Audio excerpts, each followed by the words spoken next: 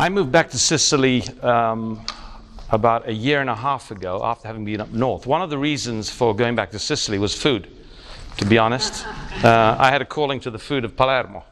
1 month after I arrived, I went to the doctors and she said to me, "How are you feeling?" I said, "Fine." So she said, "Okay, let's do tests." So she did tests, and I discovered that I have a condition in my liver, which is not serious, but it has one implication, that I can't eat food, at least not the food that I want. So I've been on a diet for over a year now, and it's been absolute torture. It's, forgive the kind of statement, but it's God's sense of humor. He takes me to a place and then he takes away the thing that I most like. And so in this past year and 2 months, I've really understood the significance of suffering. Because every time I go through one of these fast food Italian palermitani places where all the odors, they just hit you. It's powerful. And then you see all these things and you say, no, no, no, no, no. And then the worst thing is when my wife is occasionally away visiting the rest of the family, the refrigerator calls out to me, beckons me during the night and says, come. And I go and I open the refrigerator and there are things inside I can't eat. And it's terrible. Just the suffering of having to say no to good food is horrible. So that's why this subject is very close to my stomach, more than my heart. And so this morning I want really to jump into it fairly quickly because I've got a lot to say, too much probably, but not as bad as last night. But anyhow, I will try and go through this fairly quickly. So we're going to be looking at knowing how to suffer, and then we're going to look at how to put all this together. So for those of you who have been following the notes, this was the introductory paragraph. You have it on your notes, so you should be okay. If you read it, that's fine. But it gives you a sense of where we're trying to go. And it's very ambitious in 30 minutes or 35 minutes to try and cover all of this. But we are ambitious because we're Acts 29. But so today I want to really go into this straight away, church planting and suffering, or church leading, or church, anything to do with ministry and suffering. When you go to train for a major sport event, something I have never done and will never do, but I imagine, and from what I see and hear from others, it requires discipline and perseverance. And usually it requires some degree of suffering. And when I see people training out for that one event in 4 years at the Olympics and all the suffering they go through, you see the anguish, you see the muscle straining, and yet they do it because they're motivated. Now, in a sense, church planting is no different. We're working, we're training, we're preparing for something, and it requires discipline and perseverance. So for this final workshop, at least for me, I want you to obtain a picture of the reality of suffering, together with the need, the possibility of having a robust theology of suffering, which enables you to suffer well. And I want to underline that, to suffer well. So these are not kind of comprehensive thoughts in every single detail. Rather, they're hopefully some triggers for you to deepen the subject more. So this is really more about, in a sense, where you're going to go with this. Now, here's a great statement by Tim Keller. You don't really know Jesus is all you need until Jesus is all you have. And when you go through suffering, and when you're in suffering, the truth of that hits you. It hits you like a bus or an articulated truck. And just to give you a little bit of snapshot, again, I mentioned this the first night, but as a family, we've had some major struggles. My wife has chronic fatigue syndrome, had it for 23 years. We have an autistic spectrum daughter who's now 29. Those are some forms of suffering. In fact, we'll look at the fact that not all suffering is maybe the same. And yet, when you are on your knees and dragging yourself on the ground and you don't have any of the resources, that's when the truth of this really comes home to you. It's when you have other resources that the need of Jesus really is diminished. And I've come to believe, and I'm going to go straight to the end here, I've come to believe that one of the purposes of suffering is so that we can experience this. Because everything's stripped away. Don't know if you've gone through hard times when you feel you have no resources. You've tried all the counselors and counseling techniques and you've tried everything. And at the end of the day, it's just the suffering is so great you don't have any more resources, no more oxygen to kind of go on. And that's the best time, because that's when the sufficiency of the gospel with Jesus at the center of it makes all the difference. So I wanted to start by just mentioning a few things in terms of some, let's say, data, because this is a big issue. There are huge amounts of data available. Statistics are what they are, but at least it's an indication. One report suggests that the crisis affecting church planters in Europe, this is a recent dissertation done by a student, especially in the following areas: high and unclear expectations. So a lot of church planters in Europe have got high and unclear expectations. I think this is gold, because I often have to do with incoming missionaries from other contexts, and we have conversations, and often I find this is the reality. But the same is with new budding church planters, young and kind of full of energy, and they have high and or unclear expectations, or both, from themselves, so they expect a lot, or they're not very clear what to expect, or from others. Secondly, uncertainty about finances and facilities. Great pressure and a great amount of suffering comes out of uncertainty about finances and facilities. Third area, which is probably the most common, is team challenges. When you're thinking of planning a church, if you think about planning it by yourself, you might have a hard time. If you think about planning with a team, you probably have a harder time. And that's the reality, the challenges of teams. Fourth stressor, if you like, on church planters is encounters with broken lives and unbelief. You see, when you have a formulaic approach, 1 + 1 = 2, if you're a salesman, you know that the more you work, potentially, probably, the more you'll get. The more hours you put into a job, the more you get. This is the opposite. This is you invest, you give, and there's no guarantee that you're going to get the same gain that you're giving out in terms of output. And so you encounter broken lives. It really wears you down. And you suffer because of the frustration. You have got the truth, they know the truth, and yet they don't live it. That produces tremendous sense of frustration. And then the unbelief, which creeps up in your heart, but also then you see around you. And then finally, church planters struggle with doubt and spiritual struggles. And I could tell you many stories, I'm sure you could, and we don't want to do that. But here's one way that somebody put it. Pastors are in a dangerous occupation. We are perhaps the single most stressful and frustrating working profession, more than medical doctors, lawyers, or politicians. In this research, we found that over 70% of pastors are so stressed out and burned out that they regularly consider leaving the ministry. 35 to 40% of pastors actually do leave ministry, mostly after only 5 years. On a personal note, out of the 12 senior pastors that I have served under directly, 2 have passed away and 4 have left the ministry. Totally, that is. Not only are they no longer in the pulpit, but they no longer even attend a church. Personally, I am daily put under the challenge of my theology being questioned. When I hear stories, extreme stories of people who are columns, pillars, who have it all, apparently. And then after a while, they just seem to go nowhere. And if not for a theological persuasion which is word-based, I would really doubt what I believe to a large extent. So let's go straight into something relating to the suffering in ministry. So suffering in ministry. Suffering comes in various forms. It can come through attacks on you as a person, and probably even more incisive is attacks on those who are dear to you, therefore family. So until they hit you, it's okay as a church planter. But when they hit your wife and when they hit your kids, it's like, I'm mafia, you watch out, I'll smash you. The temptation to look to yourself for resources. That's a tremendous risk, that we look to ourselves, we become insular. We're fearful of being vulnerable. In Italian, we have this term, bella figura. It's like the way you look. You want to look good. We don't want to really tell people how we feel. And so we hide it in.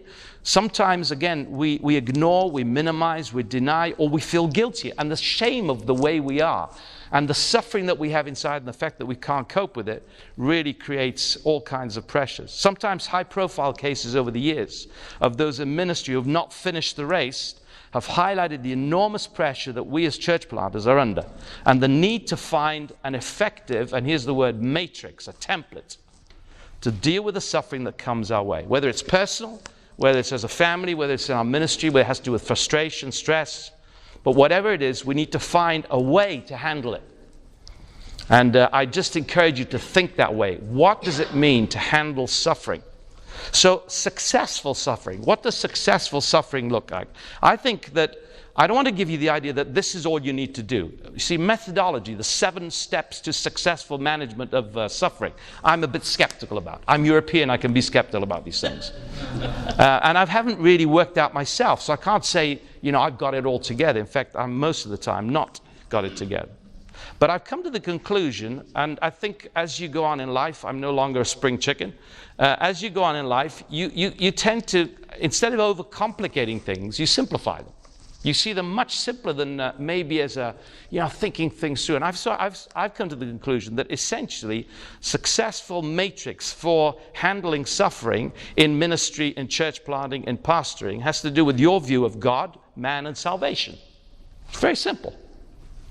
So God, if you see God as a sovereign God, then when you, Jonah, get thrown into the water by sailors, remember that episode in Jonah chapter 2? It's no longer the sailors that are throwing you in, but it's God that's throwing you in. And you're suffering there in the belly of the fish, and you don't exactly understand it, but in the belly of the fish, then you often understand what it is that God is doing. And so the sovereignty of God, his absolute control and power, that there are no mistakes, that doesn't mean that you understand everything. In fact, if you understand everything, congratulations, you are God. But when you have a view of God and you see that he is in control, things do not go beyond him. And you go back to that time and time again. When it's for the nth time that you're talking of the same conversation with that person, and it seems to go nowhere. God, you have to have a high view of God and what he's able to do. But you also have to have a correct view of man, of yourself, and also of those you're serving. I'm broken and I'm subject to sinfulness, but so are they. And then there's this third part, is salvation. It's a great salvation, which is sufficient. Whether you keep yourself by perseverance, as some believe, or whether, as the Bible teaches, you persevere because of salvation. No, sorry, that was a bit ambitious, but you know where I'm coming from. But a great salvation, it's sufficient. It is totally sufficient. So whatever you're going through, whatever form of suffering, the resource is in salvation. God-man salvation, that is a snapshot of the gospel. That's what it is. God connected to man, and in salvation, he gives him everything. So just very quickly, 2 verses. This isn't even the kind of thing I was supposed to be saying, but anyhow, I thought I'd go there anyhow. But in Philippians chapter 4, verse 11, here's some great truths. This is Paul speaking. And in terms of suffering, listen to what he says. He said, verse 11, the second part, I have learned in whatever situation I am to be content. So when you're suffering, how content do you feel? And then you think, well, what does that word actually mean? Well, it actually means sufficient to self, self-sufficient. And it's the opposite of what we think it means, because it really means that you are sufficient because of who is in you, because of union with Christ. Therefore, you're sufficient. You have everything that you need, and you are content. You're self-sufficient because of who you have in you. And so he then goes on to say, I have learned the secret of facing plenty and hunger, abundance and need. Or to put it in another word, I have learned the secret of suffering. And the secret of suffering is I can do all things through him, in him, with him, by him, for him, all those kind of indications. Because, why? Because he strengthens me. So when you feel that you can't take it anymore, that's a great position to be in. Because that's when really you can experience the wonder of that. Then the second passage I wanted to mention in that is in 2 Corinthians chapter 12. And this is well known, and I'm not going to go into it, but I want you to kind of latch on to these things. Because in 2 Corinthians, you know the story. Paul prays. He pleads, it says in the text. He pleads with God, I've got this problem. I've got this thorn in the flesh. Can you free me from it? And the response from God is, my grace is sufficient. Why? Because in your weakness, my power is demonstrated. And so for the sake of Christ, I am content. And here the word used in verse 10 is not the same word as in Philippians, but it means well content. It means literally to think good and so to be pleased or delighted. You take pleasure in the negative circumstances. And that was Paul's mindset. Despite everything he went through, despite the difficulties, despite all the suffering, he was content. He learned to be content. And he was well content. He was pleased. He was delighted despite the negative circumstances. Despite the suffering, in the suffering, his mindset was, Christ is sufficient. His grace is sufficient. And so, having said all that, I want to now go onto the study. So I'm going to really, if that was quick, this is even quicker. So first of all, I want to kind of talk about the types of suffering. Because when you think of suffering, I've got a headache. Is that the same thing as I'm being stoned to death? Well, no, it's different. So the first thing is normal. There's a normal type of suffering. So the Bible teaches very clearly that we live in a fallen, broken world. I mean, you know that. Romans chapter 4, verse 12, death passed on all. The effects of sin have affected all. We live in a context where, even as Christians, we're already seated in heavenly places, but we're not there exactly. We're still here. And therefore, we're subject to all our failures and limitations. And so, to put it in a simple word, suffering happens because we're in a broken world. And so, sometimes the devil can use that. He produces a sense of mistrust in us. And so we are then to suffer for the gospel. But at other times, it can be viewed as something which almost we're experiencing as though God has lost control. That's a temptation. So we get sick, or we get disappointed, or we suffer in some way. But it does happen. You can't expect it not to happen. So as you go to plant a church, expect that you will have normal suffering. So some days you'll have a headache. It happens. That's not necessarily a diabolical attack directly. It could be, but it's more probable that it's just part of the way the world we live in. So how do we confront the normal suffering? Well, again, it's very similar to the way we face all other types of suffering. Second type of suffering, abnormal. So there are some extreme tragedies, a tsunami, an earthquake, a member of your family dies in a car accident. And so these are the kind of things that produce a strong reaction within us. These are the questions. Why was that man born blind? Was that because of his sin or his parents, or what is it? And so the answer Jesus gives, no, it's because the works of God might be displayed in him. And when these abnormal forms of suffering happen, people are induced to think that maybe God's not there. Maybe God's lost control. Maybe God's gone on a vacation. And so for that, we need an apologetic. We need a defense. We're in a broken world, but we need to know what we believe so that when something extreme happens, as hard as it is, as scarred as we will remain, as painful as it is, but that we will have an apologetic to defend the truth of the gospel and the truth of God because we know how to handle it. There's a third type of suffering, it's unjust. What about unjust suffering? What about abuse? What about victims of some terrible crime? What about the perpetrators who are committing that crime? Should they be shot? Should they be hanged? Should they be electrocuted? What about a child when he's raped? What about human trafficking? What about family breakup?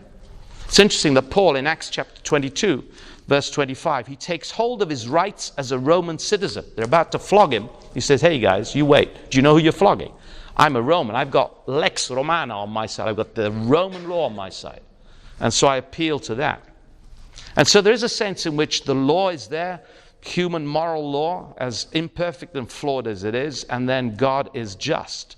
And God is there as a judge. There's a moral nature as well in human life because we still reflect, although in an imperfect way, we reflect the fact we are created in the image of God. And there's another kind of type of suffering. It's just suffering. So I live in Italy. When I drive the car, be careful because I go very fast. And I know that occasionally I will be found out by the state who will then fine me. I can't say, oh, suffering. I was going 180 kilometers and then I got this massive fine. They took 5 points away my drive. The suffering. I'm suffering for Christ. No, I'm not. I'm suffering because I'm stupid and I speeded in a careless way. If you do it carefully, you can get away with it. But anyway, that's another conversation. And so the punishment is right. If I get fined, if my driving license gets taken away, and that's what it says in 1 Peter chapter 2, verse 20. What credit is it if, when you sin and you're beaten for it, you endure? Oh, the suffering. I've been a criminal, and they're kind of putting me in prison. Well, it's your own fault. What do you expect? So there is that sense of just suffering as well, which is right, and you should suffer. So enjoy it. And finally, for righteousness. And this is probably the one that is most close to our situation, hopefully. I hope that none of you go and kill people and steal from people and then say, oh, I'm suffering for Christ. No. But this is for righteousness, in the context of living for His glory against the forces of evil. So here you are, you're trying to plant a church. You're leading a group of people, and you're suffering. They're criticizing you. They're kind of, in any way, they're putting obstacles in your place, and it's very painful. You find yourself by yourself. But you can say, I'm suffering for righteousness. Paul is an example of that. He lives by the gospel and he suffers for it. And if you read that passage in 2 Corinthians chapter 11, verses 23 to 28, you find all that list of all the stuff that he goes through. He's beaten, he's thrown into prison, he's whipped, there's everything. It's a nightmare. It's worse than Indiana Jones. It's terrible stuff. And in 1 Peter chapter 3, verse 15, it talks about suffering for righteousness. So if there's one kind of suffering that we need to rejoice in, it's suffering for righteousness. It's because you are called to do what you're doing, and you're doing it despite the fact that it hurts. And you're going against the enemy, and you're going in a difficult direction. And it's interesting that in Scripture, one of the words which is most central, especially in the New Testament, one of the words that is most central is the concept of being a faithful witness, a servant. And you know that word in the New Testament, the word martyrs is the word witness. You will be my martyrs. That's what it says in Acts chapter 1, verse 8. And there's no sense of, you could just have martyrdom while you're enjoying it. Now, there's a very kind of hip thing in this day and age. Everything's fun. Everything has to be fun. You have to really enjoy everything and have a good time. I mean, that's great. But when they're stoning you, I suggest that it's not the most fun experience. Does that mean it's not right? No. It means that it's right. Why? Because it's for righteousness. Stephen, when he was being stoned, it wasn't exactly the easiest experience. He was suffering. And yet he was a martyr. He was a witness because he was doing it for righteousness' sake. So, let's go on to, very quickly, some of the suffering in ministry. And we looked very briefly at some of the things that come out in Acts and the epistles. So if it becomes uncomfortable, sometimes we wonder what is going on. But evidently, church planting includes an element of suffering. And I went through Acts very quickly. I'm sure you can do the same, so I'm not going to bore you with that. But there are so many examples of the suffering of the apostles. They were put into custody in the public prison. They were stoned, they were beaten, they were arrested, they were persecuted, they were dragged out of the city, all kinds of stuff. You know all that story. And in a sense, you say, oh, poor guys. But no, it's nothing new. Because the suffering servant that it speaks about in Isaiah is somebody who was going to come and suffer. So if you think Jesus came to suffer, why would Paul come not to suffer? Why are you going to be going to church planting and expect it to be, a kind of a walk in the park? It comes with the territory. If you want to do church planting, not because you want to do it, because you're called to do it, and you're convinced of doing it, then you can expect suffering. And I don't want to frighten anybody, but at the same time, don't think that you're going to plant a church and it's going to be all easy. Maybe you'll have tremendous blessing, but I can assure you that tremendous blessing comes all with tremendous suffering, in one way or another. And so why did Paul suffer? Why did he actually go through all that he went to? And so essentially, several things. First, Acts chapter 20, verse 24, Philip mentioned this the other day. I do not count my life. In other words, he had it clear in his mind. The perspective was clear. His objective was to finish the course and the ministry that he'd been called to. In 2 Timothy 4, 6, and 7, he says, I'm being poured out. I've fought the good fight. I've finished the race. I've kept the faith. So Paul suffered essentially for the glory of God and for the good of others. It wasn't so that he could get a buzz from it. It's not so that he would have a feel-good factor, although I'm sure that he felt good about it as well at certain times. But his primary objectives were the glory of God and the good of others. So in what ways did he suffer? And again, I mentioned that list in 2 Corinthians 11. But here at least 4 ways. Physically, he suffered. The beatings and the afflictions. Morally, he suffered. The reputation. That's probably the worst kind of suffering. When you know that what they're saying about you is totally false. And you know that there's an agenda. And you know that there's a personal kind of conflict there. And you're suffering because it's not right. And again, sometimes you have to stand up. And that will be a good conversation. When do you stand up and when do you just accept it? But that reputation where you can't do anything about it because the word is going around on the grapevine. Oh, you know him, he did that, and he's thinking that way. And you get that reputation and you're maligned and you suffer.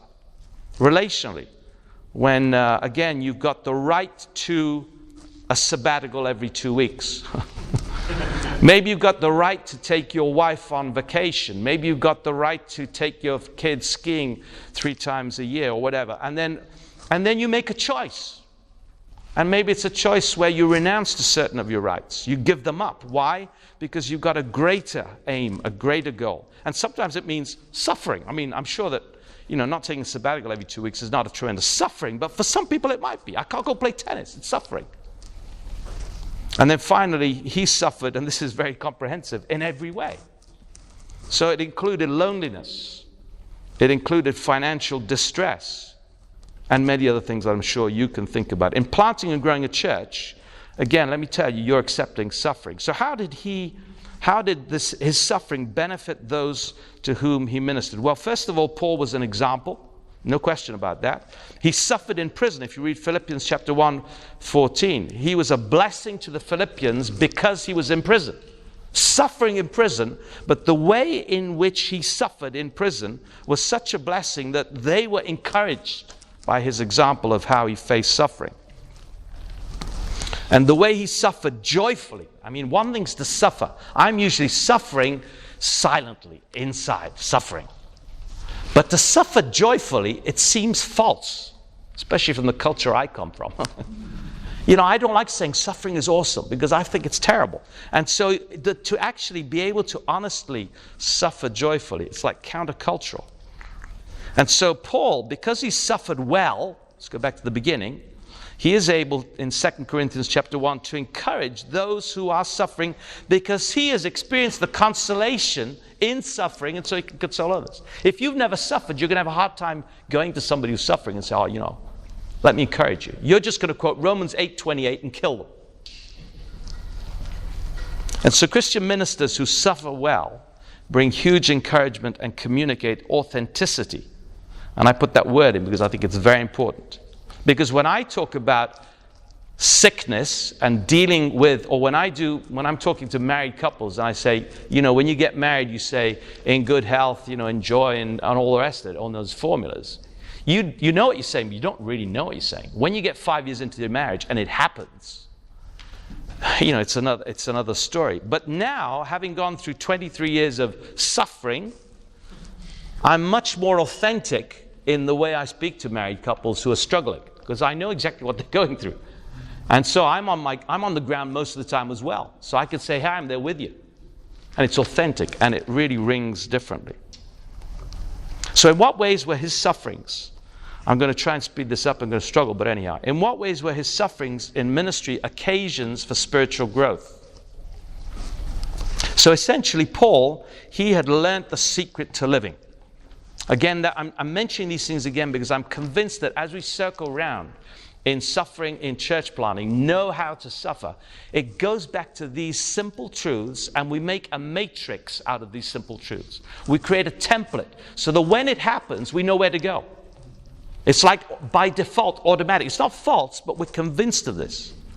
And so 2 Corinthians 12:9, the thorn in the flesh, grace is sufficient. He'd gone to seventh heaven, and yet the value of suffering was there so that he wouldn't boast, and that his glory wouldn't be in, I've had this experience, and I've been there, and I've done this. But the glory of his heart and his mind would be totally God. And that's the principle of Job, isn't it? Job suffers. He asks the question, why? What's wrong? What have I done? And there's all those chapters of conversation between him and his bad friends and the good friends and all the rest of it. And his, reflections, and he becomes so negative. He ends up saying in chapter 7, I loathe my life. The suffering is so great. I don't know what's going on. And at the end, the interesting thing is God does not answer him as to the why of the suffering, but he answers him by revealing who he is. And he says, you don't need to know. Worry about that. I mean, who do you think you are? I am the creator of all this. And so at the end, Job doesn't have to have answers for all the suffering, why and wherefore. All he knows is that God is the one he needs to encounter.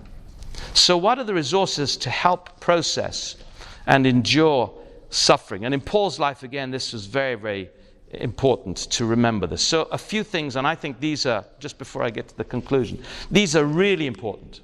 If you forget everything else, and most people tend to forget stuff, so you know, because you preach and you tell people that. And you tell them that so they won't forget, because they'll feel guilty when they're forgetting. But anyhow, but the first thing is conviction and calling.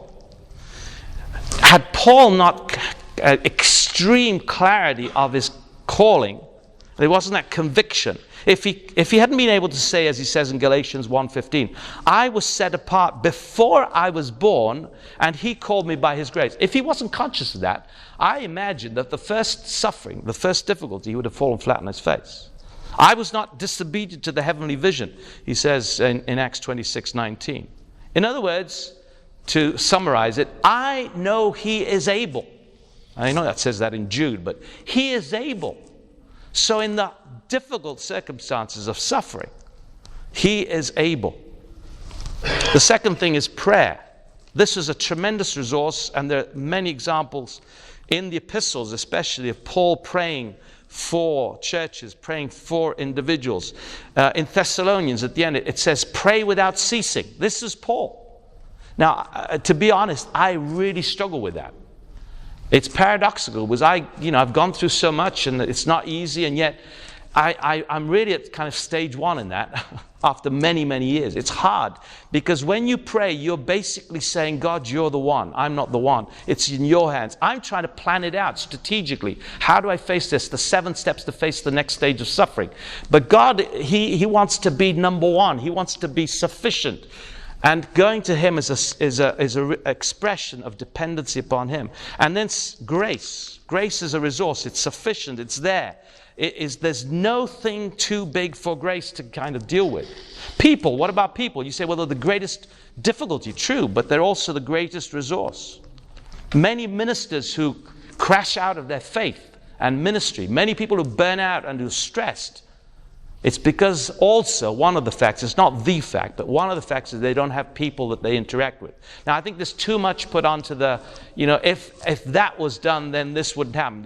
It's not as simple as that. If we only had mentors and a spiritual program for leaders and support and all, I mean, we're really good at doing support within Acts 29. We're proud of it as well, and we're humble, but we're proud. I mean, we're really good, and still doesn't guarantee anything. You do what you can, and that's what you have. So it's one of the elements. So bear in mind the people. And finally, the experience of Paul. The experience of going through this Christian life. If you look through 2 Timothy, you find so many aspects, so many elements as he looks back and reflects on his life of the resources that have been available, the consciousness of who God was, and his own example, walking consistently. And he says, I endure everything for the sake of the elect. In other words, it's enduring, it's a sign of suffering. But it's not a kind of suffering where I'm forced to do it. But I want to do it because my love for God and the love for others is far greater than any kind of love of myself. So let me finish quickly. I want to suggest that you need to know the gospel. I want to suggest that you need to live it. You need to have the knowledge of it, and then you intentionally practice it. And here's somebody said this: preach to your people a theology of suffering that places all our trials in the hands and will of a loving Father. Teach your congregation to view their sufferings as their training for holiness. A few days ago, one of the girls in Palermo, she said to me, she started like this in a chat. God must really love me. And then she listed all the difficulties that she was going through. Now, she's a young kind of believer. She's on the way. But she's grasped that when stuff happens, it's really somehow an expression of God pulling you into His love. That's great. That's monumental for me. That's the gospel really taking root. Now, Thomas Brooks, who was a Puritan, here's some things. I'm not going to read them. I'm going to put them there so at least you can look at them. Thomas Brooks suggests that Christians should be mute or quiet under the smiting of God's rod. So in other words, in suffering, so that they can, and here are 8 suggestions. And if you have that kind of perspective, if you have the perspective of seeing suffering as an opportunity more than a curse, I tell you that your life changes radically. The difficult Monday mornings after the failure of Sunday, when people didn't show up, or your sermon, you felt it fell flat or whatever, and you're suffering with who you are, and you're struggling with anxiety and depression, a sense of failure, and people are criticizing you, and you're feeling tremendously lonely. I suggest that a lot of this would really help you on a Monday morning. So that's your reading for the Monday morning. So, how do I deal with suffering? Again, just a few questions. What is God saying to me? When you're going through a hard time, first question is not, this is terrible. It's like, what are you trying to say to me, God? Because there's a good chance that he's trying to pull you into his love and his grace far more than you are. What are the truths and the resources that comfort me? And then am I giving thanks? So embrace it, and to use our trademark phrase, gospel it. As you're suffering, apply the gospel to suffering, and you'll see it very differently.